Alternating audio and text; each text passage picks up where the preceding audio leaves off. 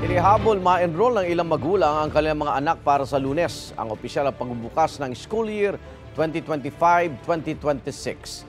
Live mula sa Dagupan City, may unang balita si CJ Torida ng GMA Regional TV. CJ. Igan, huling araw ng enrollment ngayon at inaasahan na marami pa ang hahabol na magpa-enroll hanggang mamaya para sa pasukan sa Lunes. Nasa 50,417 na learners ang inaasahang papasok sa iba't ibang pampublikong paaralan sa Dagupan City sa Lunes. Nasa mahigit 24,000 na learners ang inaasahang papasok sa elementarya, mahigit 14,000 sa junior high school at mahigit 11,000 naman sa senior high school. Bahagyang tumaas ang bilang mula sa 49,430 na learners noong nakaraang school year. Nag-mapping kami.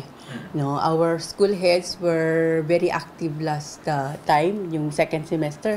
Naghanap na sila, especially for kindergarten, ng mga school children natin who were not yet in school. Excited na ang incoming grade 6 ng West Central Elementary School 1 na si Lian sa kanyang pagpasok. Kumpleto na raw siya sa school supplies at nagsasagawa na rin daw siya ng advanced lesson.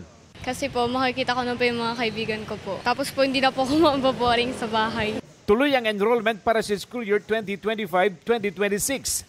Sa West 1, pina-enroll ni Krishna ang 4 na taong gulang na anak na si Mark. Papasok siya bilang kinder.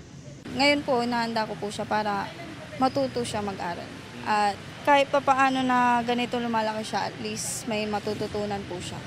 Kahit hanggang ngayong araw na lang ang enrollment, pwede pa rin daw humabol na mag-enroll sa susunod na linggo kahit nag-umpisa na ang klase ayon sa Division Office.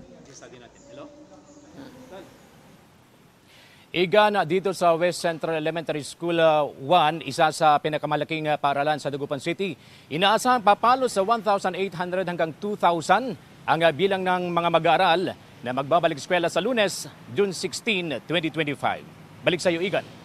Maraming salamat CJ Torida ng GMA Regional TV.